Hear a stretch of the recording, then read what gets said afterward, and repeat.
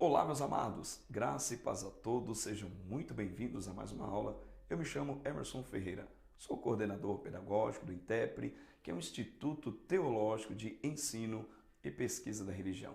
Queridos, é uma imensa satisfação poder retornarmos às nossas aulas, às nossas gravações, e eu tenho certeza que esse período pós-pandemia, um período extremamente difícil, desafiador, mas eu acredito que em todos esses acontecimentos recentes, Deus fará o nome dele ser glorificado nas nossas vidas e certamente nós sairemos desse momento crítico de uma forma mais fortalecida, uma igreja mais comprometida, e eu tenho certeza que o nome do Senhor, como sempre, há de ser glorificado, porque Deus, ele é soberano. Amém, queridos? Que satisfação imensa, nós vamos dar continuidade à nossa matéria de introdução ao Antigo Testamento Bíblico. Nós já trabalhamos duas divisões extremamente importantes da Bíblia Sagrada, as principais divisões do Antigo Testamento Bíblico, seja na Tanar, que nós vimos recentemente, que é a Bíblia judaica, bem como também no cânon protestante. As principais divisões, elas permeiam, elas são muito próximas uma das outras, né? Então nós queremos trabalhar aqui a terceira divisão. Só para recapitular, a primeira grande divisão é o Pentateuco, uma composição de os cinco primeiros livros da Bíblia Sagrada. A segunda divisão são os 12 livros históricos e nessa terceira divisão vamos trabalhar os chamados livros poéticos, que são 5 livros, a saber, Jó, Salmos, Provérbios, Eclesiastes e Cantares. Nós vamos finalizar com os chamados livros proféticos, que classificam-se em duas classes, a saber, os profetas maiores e os profetas menores. Seja muito bem-vindo, eu tenho certeza que será um momento de aprendizado para a glória de Deus e nessa oportunidade a gente vai já iniciar os chamados livros poéticos, começando pelo livro de Jó. Então, convido você, pega o seu papel, pega a caneta e vamos juntos anotar, aprender um pouco mais a respeito do que esse livro tão glorioso tem a acrescentar para as nossas vidas espirituais. Queridos, os chamados livros poéticos é de uma riqueza muito profunda e densa. Todos os 5 livros vai trazer elementos bíblicos, narrativas históricas, observações do campo teológico, ou seja, os livros históricos aliado aos livros do Pentateuco, com certeza já tem nos trazido uma quantidade de informações muito grande a respeito de Deus e a respeito da teologia. Com os livros poéticos não é diferente. Segundo um teólogo muito bem difundido no meio da teologia, chamado de Meyer Pearman, autor de vários livros de teologia sistemática, ele vai dizer que nos livros históricos Deus vai trabalhar e falar e narrar a história do homem. Nos chamados livros proféticos, Deus vai falar com o homem. Aqui, nos livros poéticos, é o homem que fala com Deus, é o homem que se relaciona com Deus através de suas exclamações, através da história, através de suas emoções. Aliás, o livro dos poéticos é, sem sombra de dúvida, um livro onde exala as emoções, os sentimentos, profundas expressões que glorificam e que exaltam ao Deus dos céus. Queridos, nesta oportunidade, nós vamos trabalhar esse livro que é, sem sombra de dúvida, um dos livros mais importantes dessa composição dos chamados livros poéticos. É o livro de Jó. O livro de Jó, conforme tem aí na sua tela, em sua forma hebraica, ele é Lihob, que pode significar o perseguido e deriva-se de uma raiz que quer dizer voltar ou arrepender-se. O livro de Jó é, sem sombra de dúvida, uma das narrativas mais profundas, mais densas de todo o Antigo Testamento Bíblico. dado ao contexto e à história que o autor se propõe a narrar. O livro de Jó vai trabalhar um dos temas mais difíceis de se lidar de todos os tempos no que diz respeito à teologia, à sociologia, à filosofia. Por quê? Porque o livro de Jó vai abordar um tema que os teólogos o denominam de teodiceia. O que seria a teodiceia?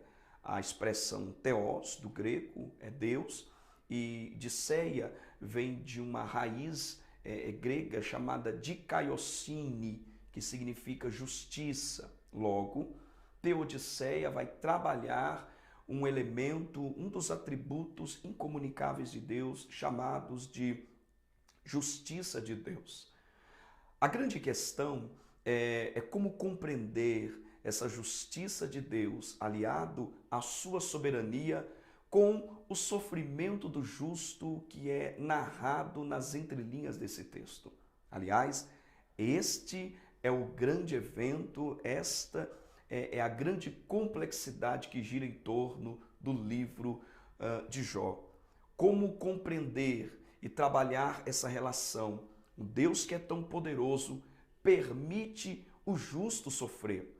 Logo, as perguntas elas se remontam nos séculos pelos séculos. Por que sofre o justo? Sem sombra de dúvida, teodiceia é um tema extremamente delicado, desafiador para a igreja em todas as suas épocas. Foi um grande desafio para a comunidade judaica e com certeza continua sendo um grande desafio dentro desse contexto de igreja. Como entender o sofrimento diante de um Deus que é puramente, exclusivamente e integramente justo. Queridos, esse livro vai tentar dar-nos alguns caminhos para que possamos compreender este drama universal, não apenas no campo religioso, mas sem sombra de dúvida é um drama que abraça todas as religiões, filosofias e conceitos existentes de todas as épocas. Permita-me aqui trabalhar com vocês inicialmente o aspecto da autoria de Jó. Todos nós sabemos que o livro de Jó é um livro fortemente debatido, principalmente nos conceitos e no ramo acadêmico, dada a dificuldade de compreender alguns elementos desse livro, bem como o período onde a narrativa ela se desenha, qual foi a data exata de sua escrita, dentre outros elementos que se levantam e que se opõem à veraticidade desse livro poético chamado de Jó. Quando nós olhamos para a autoria do livro é bem verdade que ela é incerta. Dentre os autores mais aceitos, nós vamos ter Eliú, Moisés e Salomão. Esse livro de Jó é bem verdade que paira algumas sombras sobre ele, porque nós não temos informações precisas a respeito de sua autoria. O que nós sabemos é que o livro de Jó ele é um livro canônico, ele está descrito, ele está posto no cânon sagrado como escritura divina. A sua narrativa é fiel, perfeita e verdadeira, mas tem alguns elementos como trata-se de um dos livros mais antigos, possivelmente o livro de Jó foi o primeiro livro a ser escrito. Então, todos os que se debruçam diante desse livro para procurar entender, precisar a data e a autoria, terá uma significativa dificuldade, o que não diminui em nada o seu valor bíblico, histórico e teológico. Queridos, então, a questão da autoria de Jó não nos é muito precisa, bem como também a data de sua escrita. Conforme você tem aí na sua tela, não há um consenso a este assunto. Todavia, a tradição judaica aponta 4 possíveis datas. No ano 2200 a.C., durante a chamada Era Patriarcal. No ano 1450, durante a chamada Era Mosaica. Em 950 a.C., no reinado de Salomão. E no ano 586, durante a conhecida ameaça e consumação do cativeiro babilônico.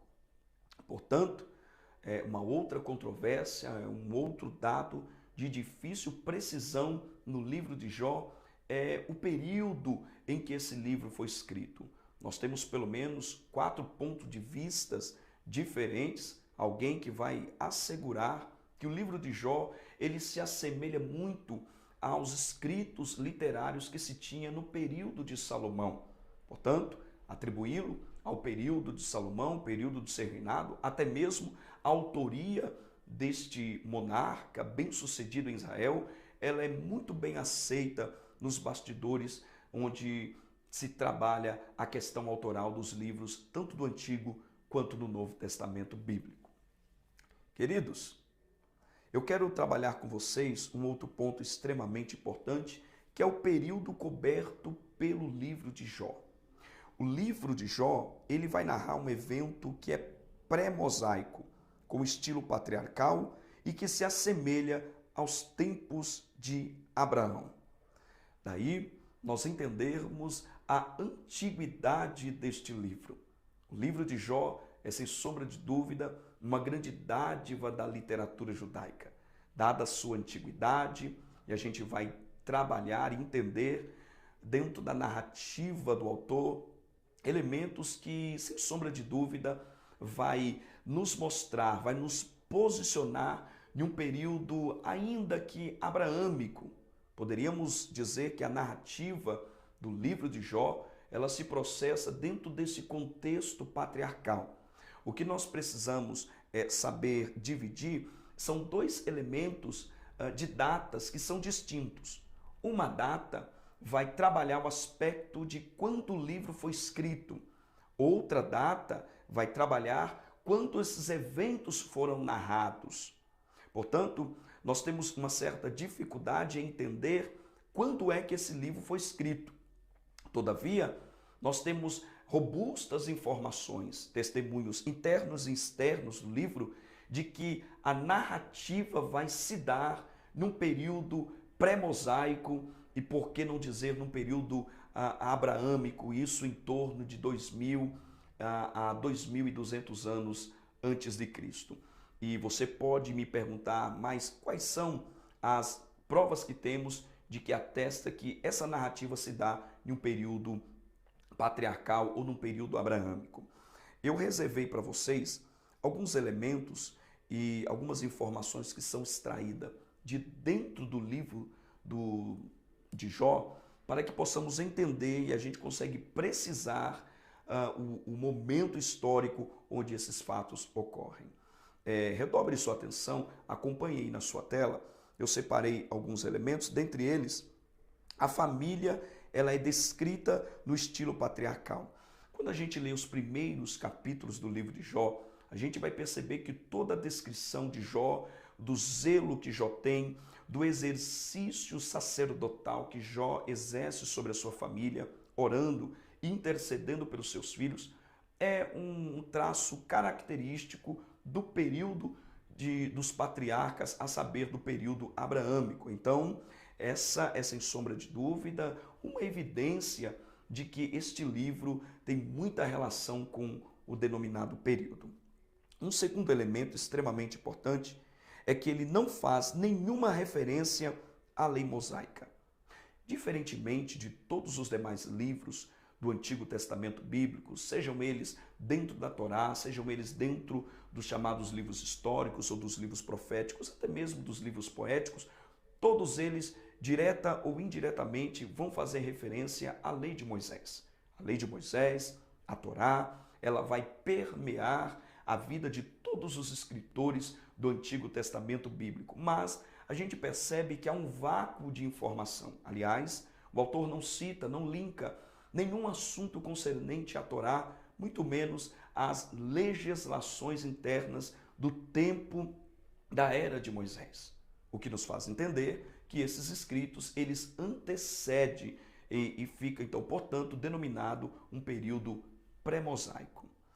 Um outro dado que é extremamente importante observar é a longevidade do patriarca, uma marca intrínseca desta época, pois ele vive 140 anos após a descrição dos eventos. Queridos, seguramente Jó viveu mais de 200 anos de idade. Abraão viveu por volta de 170, 175 anos. Portanto, essa longevidade é uma característica muito intrínseca dessa época, onde os homens viviam uma quantidade de anos um pouco mais, de forma mais quantitativa e significativa, e isso é mais um indício que atesta o escrito de Jó dentro do período abraâmico ou do período pré-mosaico, como você preferir, tá bom? Mais um elemento que nós separamos aqui é o modo como as riquezas elas são calculadas. Você percebe que o escritor, no início de sua narrativa, ele vai trabalhar as riquezas patrimoniais de Jó. E uma marca muito grande que a gente percebe é que ele vai precisar, ele vai quantificar essas riquezas em termos, por exemplo, em cabeças de gado. Essa era uma característica muito intrínseca da época, não faz muita alusão ao ouro, não faz muita alusão a cavalos, mas um registro extremamente importante aqui é a criação do gado, algo que era muito comum dentro do período pré-mosaico e, por que não dizer, do período abraâmico. Um outro elemento que eu separei para vocês aqui, percebe que quando o escritor começa a narrar a onda de catástrofes que vem assolar a vida do patriarca Jó, está a incursão, a invasão de dois povos. Quem são esses povos? Os sabeus e os caldeus. Esses dois povos eram povos que viviam na antiga Mesopotâmia. Isso então vai nos precisar, vai nos posicionar em um dado momento da história. Com o passar do tempo, esses povos eles foram extintos ou foram denominados de uma outra forma, mas a expressão sabeus e caldeus é muito característica do período ainda pré-mosaico. Queridos, uma última observação que quero fazer com você é a incidência, a forma como que repetidas vezes ocorre a expressão El Shaddai aqui no livro de Jó. No livro de Jó, nós temos pelo menos 31 narrativas, ou em 31 vezes, essa expressão El Shaddai, que é um dos nomes de Deus, a saber, o Todo-Poderoso é o significado dessa expressão hebraica, ela vai surgir por mais de 30 vezes. Esse nome característico é também conhecido como um nome patriarcal.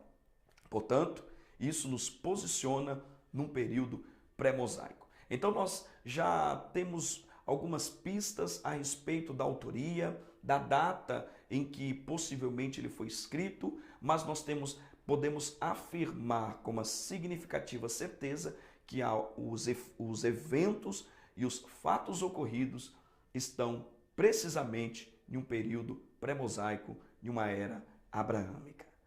Tudo bem, queridos? Vamos avançar um pouco mais. Eu quero situar você, trazer um pouquinho a respeito da introdução histórica desse livro. É importante, e eu não vejo um livro onde se há uma importância tão grande de trabalhar o aspecto histórico, a não ser no livro de Jó. Por ser um livro combatido, por ser um livro que foi cogitado não entrar dentro do cânon sagrado, eu acho e eu entendo que é extremamente importante nós trabalharmos os aspectos históricos do livro de Jó, porque entender os elementos históricos faz-nos também, de forma ampla, assimilarmos o fato de que o livro de Jó é um livro verdadeiro, é histórico e sua narrativa é confiável para edificação e se estabelece como regra e fé para as nossas vidas, nos dias de hoje e nos dias da era mosaica e no período em que ele foi escrito dentro da cultura judaica. Tá bom, queridos? Os primeiros capítulos do livro de Jó vai nos dizer que Jó era da terra de Uz, que veio a ser conhecida posteriormente como o território de Edom, ao sudeste do Mar Morto e ao norte da região da Arábia. Queridos, quando nós lemos e fazemos um pequeno recorte dessa expressão, já no capítulo 1 versículo 1, a gente até entende que é desnecessário tamanha descrição. Mas essa descrição, ela é pontual. Essa descrição, ela ganha um cunho apologético. Por quê? Porque ela situa o personagem de Jó em um momento da história, em um local da história. Isso dá ao livro de Jó uma tonalidade maior de fidedignidade, de genuinidade, porque muitos vão dizer que o livro de Jó ele é uma fábula judaica, mas providencialmente o autor já inicia o livro citando um elemento histórico e geográfico. Jó viveu na terra de Uz, que posteriormente foi o território de Edom. Tudo isso é possível se averiguar. E as recentes descobertas arqueológicas vai de fato evidenciar, vai de fato catalogar que este local existiu de fato, existe até os dias de hoje, com outro nome, obviamente, e isso dá ao livro de Jó um tom maior de verdade e de documento, não apenas um documento religioso, mas é também um documento histórico. Portanto, é importante nós trabalharmos esse aspecto histórico da onde Jó viveu, porque isso vai dar ao livro maior credibilidade e resistência aos ataques dos recentes acadêmicos que querem destruir a veracidade desse livro. Portanto, essa é uma observação histórica extremamente importante. Eu quero falar um pouco a respeito da estrutura do livro de Jó. Todavia, antes de entrarmos nesse assunto propriamente dito, permita-me aqui também voltar um pouco e poder dizer que, além da localização de um espaço geográfico que o autor vai narrar a respeito da vida de Jó, alguns profetas do Antigo Testamento bíblico, mais precisamente o profeta Ezequiel, ele vai citar Jó ao lado de duas grandes biografias do Antigo Testamento bíblico, que é Daniel e Noé. Agora, percebam que, mais uma vez, de forma providencial, Jó ele é citado entre duas grandes unanimidades no que diz respeito à existência e veracidade, que é Noé. Todos nós sabemos que Noé foi um personagem da história. Daniel, um outro grande profeta de Israel, é também reconhecido como um grande personagem da história. Logo, providencialmente, Jó é posto entre esses dois personagens, confirmando ainda mais a sua veracidade.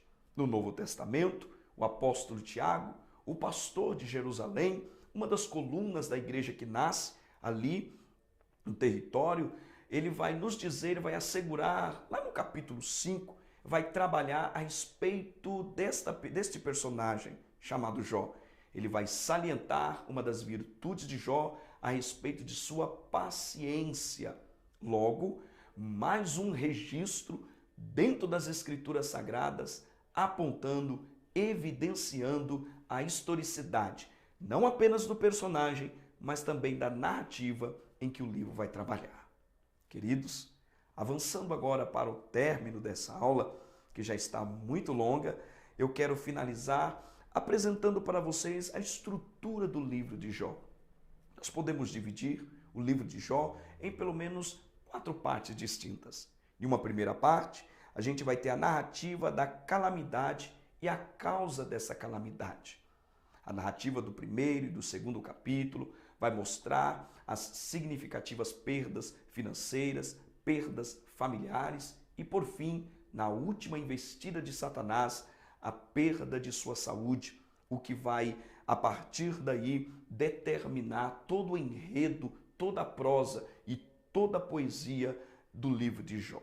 Queridos, esse ponto ele é extremamente importante para nós compreendermos, porque Satanás, mais uma vez, ele se apresenta aqui com algumas teses.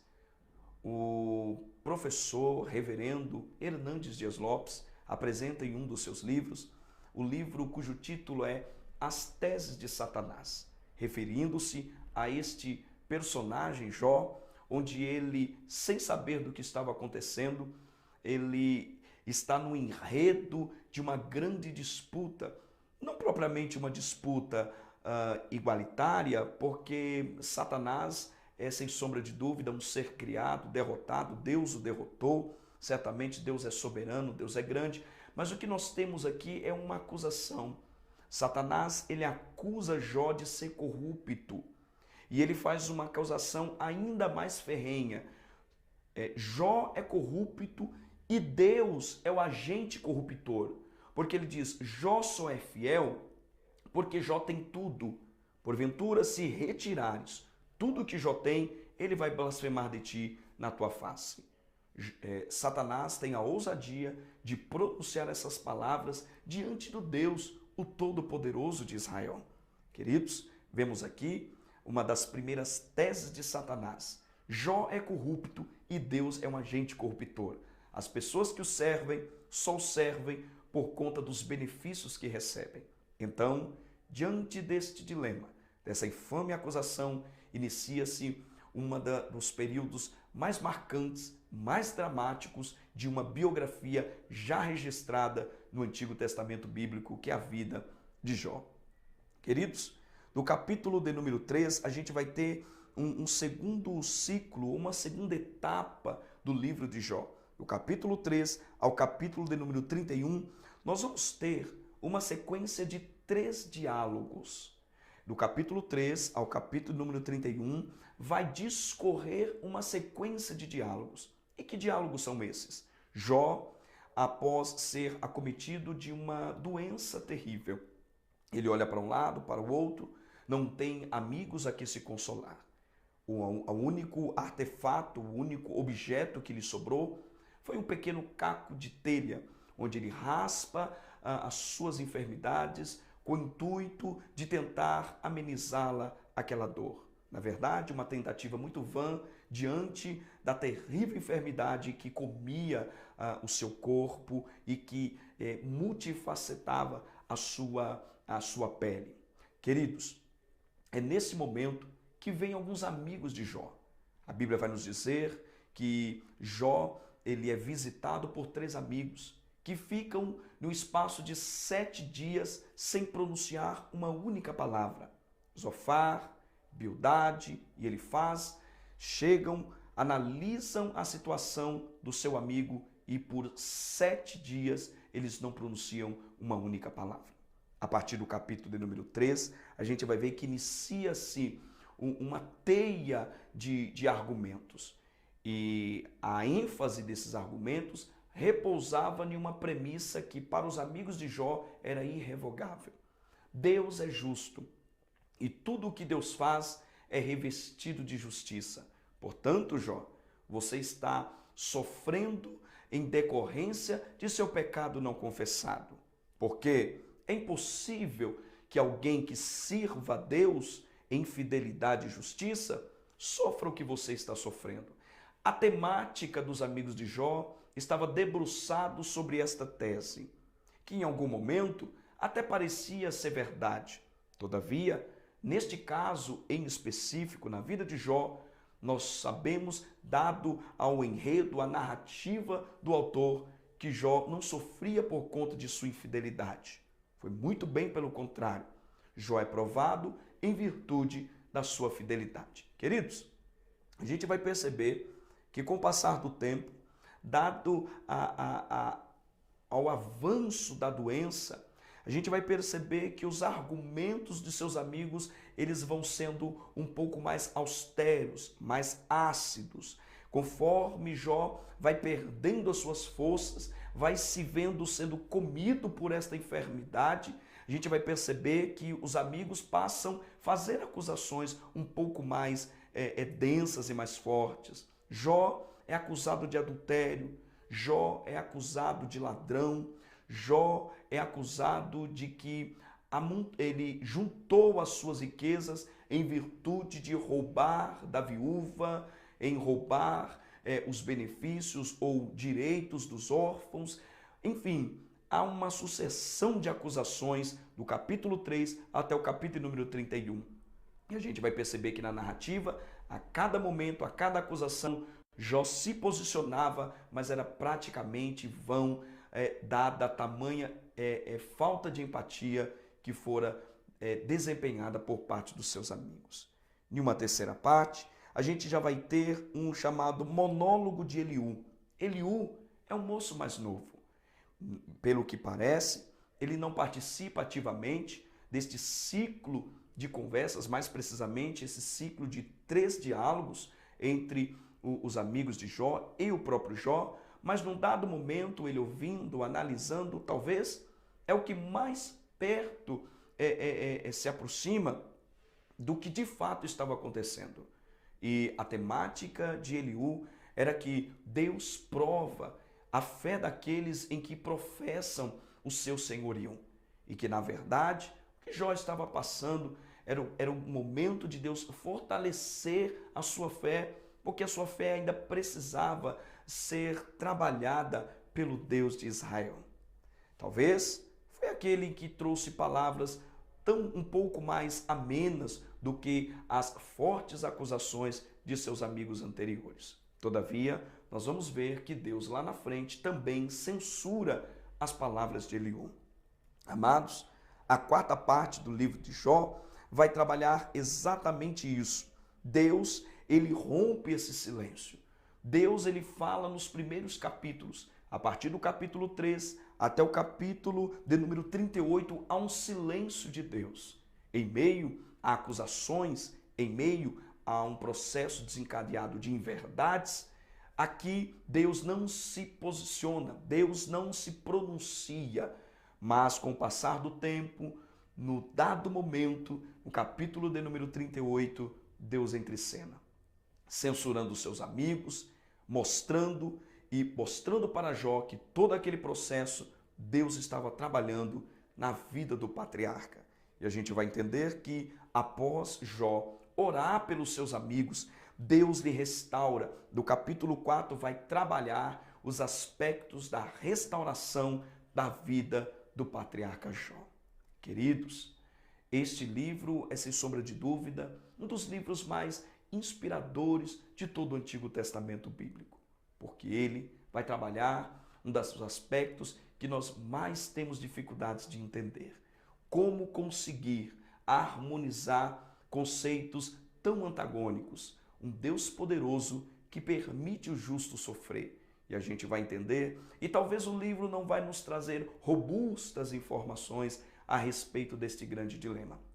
O que nós entendemos, e a lição que fica, é aquela que é reverberada pelo apóstolo Tiago em sua carta, que vai dizer que precisamos imitar, ser como Jó, no que diz respeito à sua perseverança. Perseverança ali, Tiago usa-se de um termo upomone. Upomone denota um conceito de resiliência, de suportar situações extremamente adversas. Queridos, fiquemos por aqui. Eu gostaria que você colocasse no seu coração, entendesse esses princípios da vida de Jó e procurasse orar a Deus para que esta mesma paciência e perseverança façam parte da nossa vida e do nosso viver diário. Amém, queridos? Não esqueça, INTEPRE, o Instituto Teológico de Ensino e Pesquisa da Religião, comunicando excelência à sua vocação. Amém?